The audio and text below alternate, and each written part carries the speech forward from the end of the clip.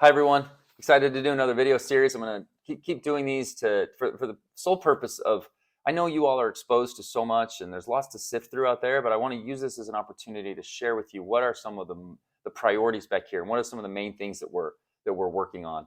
I'm going to just briefly highlight something called HR1. Every majority in the House of Representatives, each start of each Congress, gets to put forth their HR1, their number one most important topic. And for us, it's the Lower Energy Cost Act.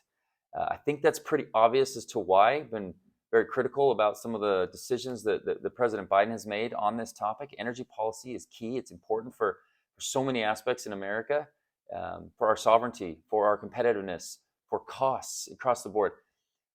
Inflation, as you see, interest rates will continually be raised to try to curb inflation when one of the most important things is to get our energy costs lower, and that will also have a more positive effect, even more so than I believe even raising interest rates right now, is getting our energy costs lower. So what this bill does, there's a few high level things: increases domestic energy production, reforms the permitting process for all industries, and I'm going to focus on that a little bit, reverses anti-energy policies from the Biden administration, and then streamlines energy infrastructure and exports, as well as boosting critical minerals, right? And so they're all common sense. And I want to just at the start of this just dispel the myth that often Republicans get labeled as not caring about clean energy, and that's simply not the case. And the reason that we can truly point to it is our efforts in the potential of some reforms done to the permitting process. So these are oftentimes overly bureaucratic regulations that get put in place. It's something called NEPA. I encourage you to take a look at it. But they were, decades ago, these things were put in place to stop bad things from happening.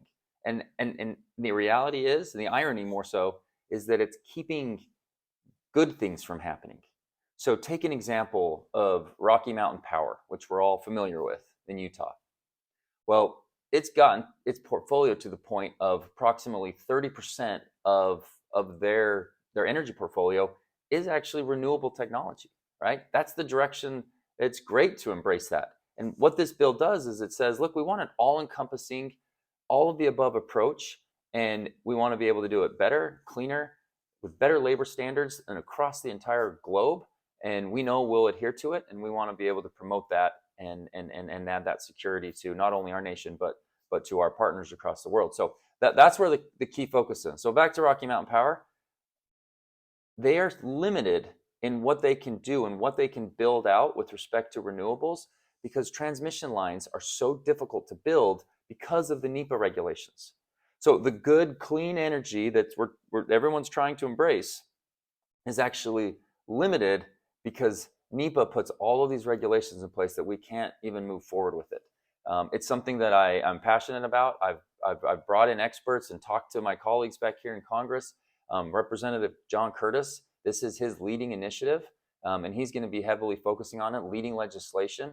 And this is something that if members of Congress, Republican and Democrat, truly look at the issue, they will be supportive of it. And so we're hoping that we're able to push a lot of that going forward. So again, HR1, our most important priority that we're putting out there is to get energy costs back down, reducing these so we can kind of get out and curb this inflation issue that's plaguing our entire nation still.